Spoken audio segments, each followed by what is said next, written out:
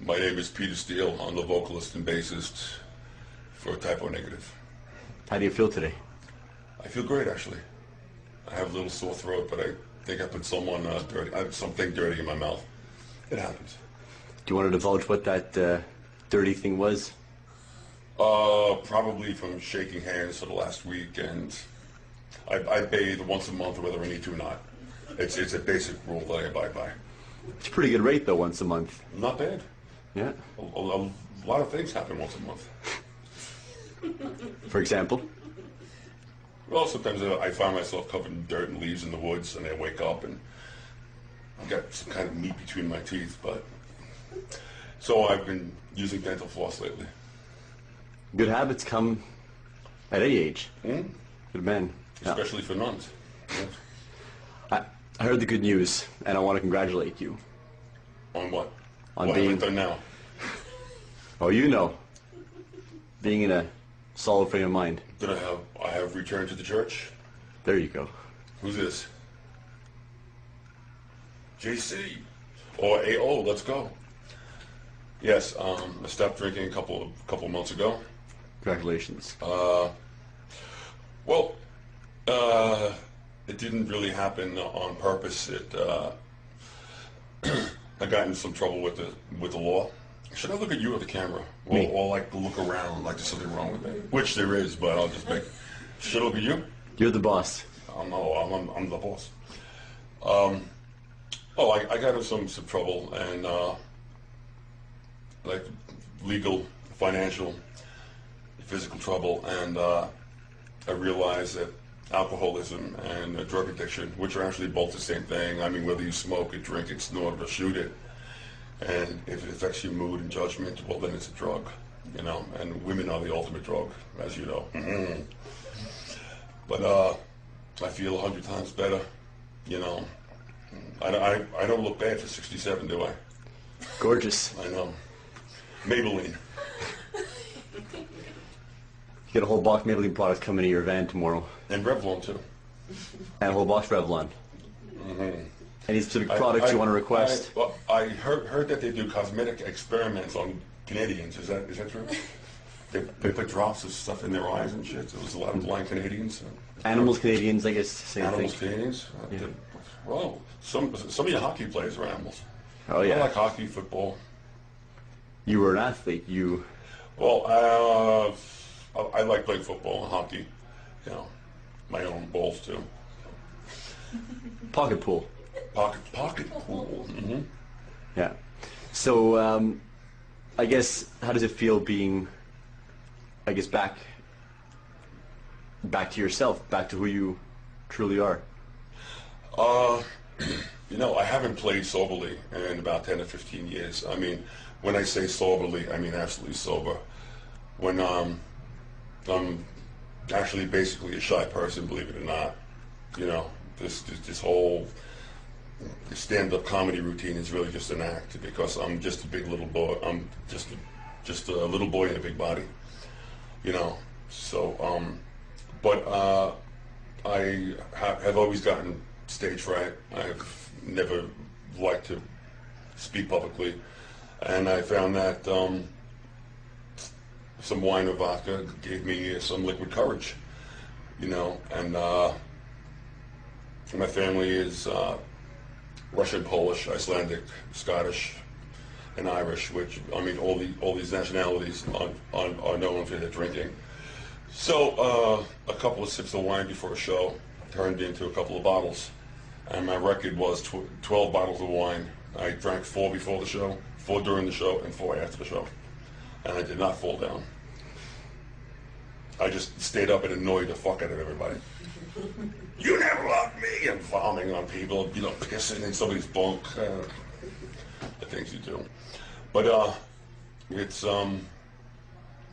I think that the rest of my body actually gave up on my brain and just learned to do things themselves.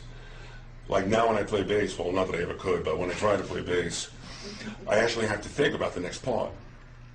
Because my hands gave up on my brain a long time ago. They're like, fuck, Pam, fuck Pete.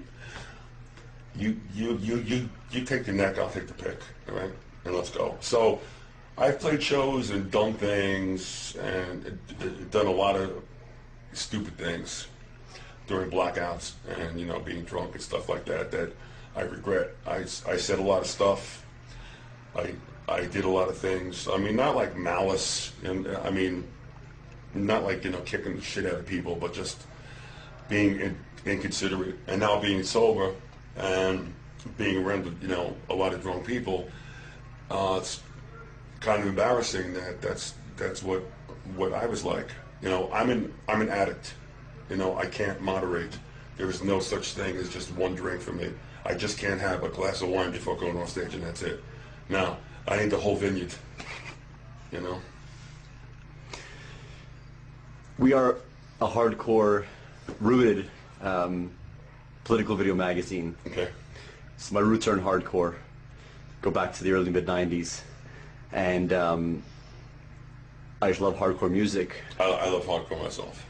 And I guess I'd like to know, because there's some message boards who have a lot of people who are going to your shows in this tour, and they're all saying how great the shows are. Well, that's because you have to threaten the right people. It goes a long way. So who are some of these people who control things that you threatened? No, that was a joke, of course. I know.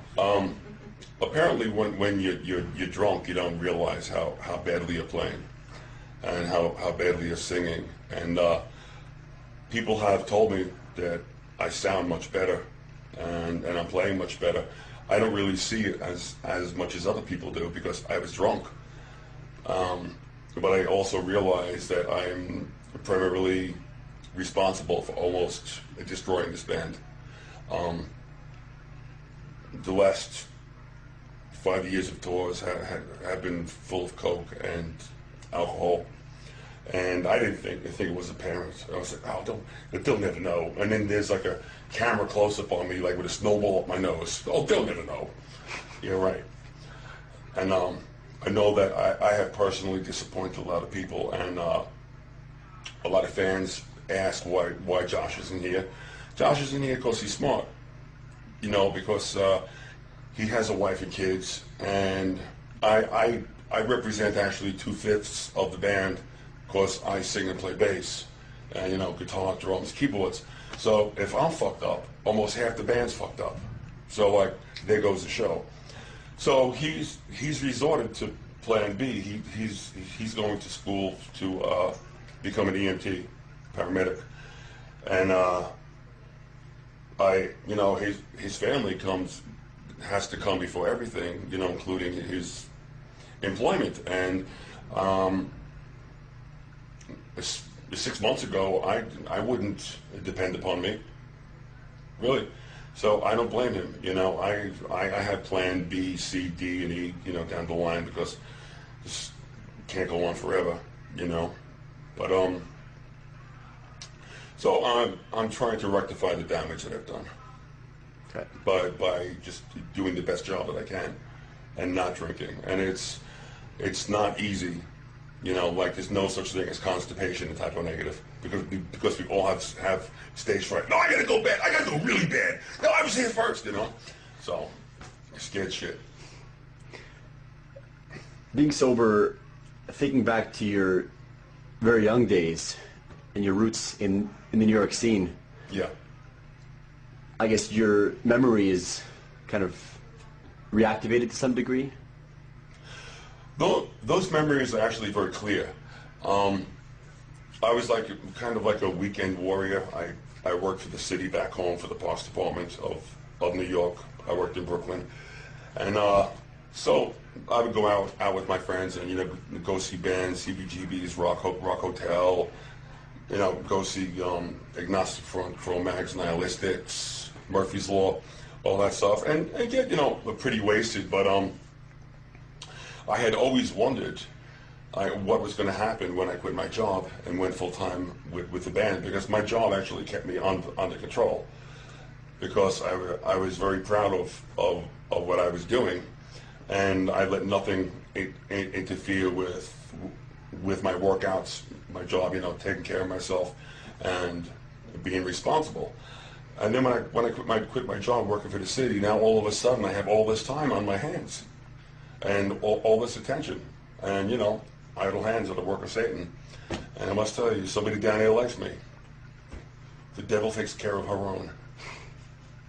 Yeah. Yeah. I'm wondering what issues concern you the most. I guess both in your city, globally, more at large. In Carnivore, you were pretty conscious of things. We were labeled both fascist and communist. We were just capitalists. Haha. I spent 10 years on a futon, drunk, watching Law and Order. I can recite every line, backwards, upside down, inside out. So current issues, I'm not really up on. I mean, is it true that Osama is the president? It's true. Osama is the president, not Obama. No. Oh, okay. Well, that's how much I know.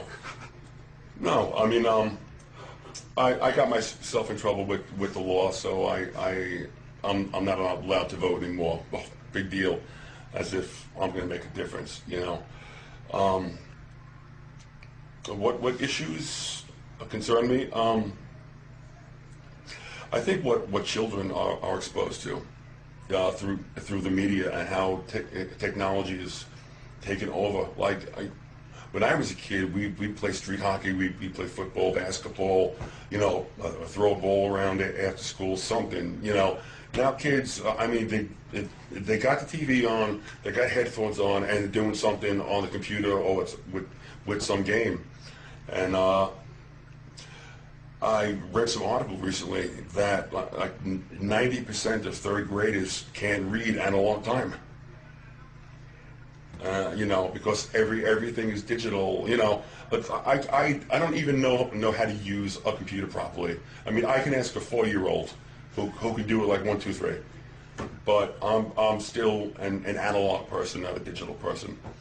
So I guess in essence, when I do have children, I'm going to have a lot of explaining to do about my behavior, and my answer is going to be, well, learn from my mistakes. That's what a parent is for, I believe. And of course, as you know, the best parents have no children. They can tell other people how to raise their kids, but you should do that. Yeah, well, you try waking up in like a pool of vomit, and walking around with a smile on your face all day. That's not going to happen. There is such a thing called a neutron bomb, and this is not a threat. This is a fact. It's a bomb that, when activated, interferes with electromagnetism, meaning all of technology stops. Like nothing works. You can't start your car, digital watch, forget about it. You pick up the phone, your cell phone, nothing works. If that happened, what would people do? Nobody has any survival skills. Yeah. Everybody's got GPS. Just to find out where the nearest Starbucks is. Shit like that. Yeah. And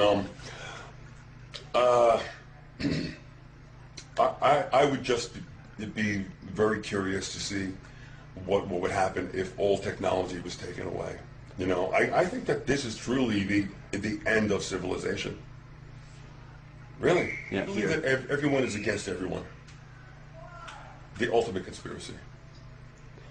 Yeah. Are they pit against each other by a particular... That was extreme sarcasm I was utilizing. No, but it's... At that moment. Well, let me tell you something. When I was using lots of coke, I was your typical paranoid drug addict, thinking that there were cameras in the shower heads and making sure that I turned a certain way, like when I toweled my balls off so that the camera couldn't see me. I was just really, really crazy. So as far as conspiracies go, I think that they certainly exist, but I have to start with myself first, and even though the drugs are out of me, it's made me think differently. I've become a very paranoid person, but maybe I have a reason to be paranoid. I don't know. So, like AA says, and NA, and AAA, take one minute, one day at a time. So that's what I'm trying to do. What other kind of, I guess, wisdom can you offer the youth out there who are struggling, having a tough time facing their lives and facing the future? I think believing in God, especially Jesus Christ, is very important. God doesn't have to be the old man, with the long beard in the sky, sitting on a throne, they're kicking the devil in the head. He or she can be with whatever you want. I just think that everybody should really understand that that everyone is here for some greater good. It doesn't have to be your own or my own, and we're all part of God's plan. And I pray, and this is going to sound very strange, but I pray for more pain, because God only gives the heaviest stones to those who can lift them. And my name, Peter, happens to mean rock. That's real. And I used to be stoned. So I went from dope to pope. You're back. More or less. Well, what's my front? Yeah. Yeah. Where do you see yourself in the next 5-10 years? What's going to happen for you in the future, for your band, for yourself? World domination. 1, 2, 3. Back to the carnivore. Communist Nazi. This way you can left, right wing, left wing, chicken wing. Communism, fascism, botulism, number 1. Everybody gets free salmonella. You're a true character. I've been told. Yeah. How has it affected, I guess, being the age you are, how people relate to you, how young people relate to you? Well, I have two things to, probably more than 2 things to say about that. Being drunk and stoned for 10 years, I mean, days turned into weeks, into months. I mean, I woke up, I went to sleep yesterday, I was 37. I woke up a couple of months ago, I was 47. And I was so, excuse me for saying, fucked up all the time, that I would blame like aches and pains and this and that. Well, I probably fell down a flight of stairs or something, which I've done, like, and got like splattered with battery acid, and shit like that. And but what is happening is as you get older, time goes by faster, and it just sickens me how much time I've wasted, because addiction is so selfish, and how many people it's affected negatively. So, but getting back to your previous question, all I can say to the youth today is have faith that when bad things happen to you, that I believe in an afterlife, that it's better to suffer here on earth than what awaits you. So that's why I pray for pain, and I get it. I do.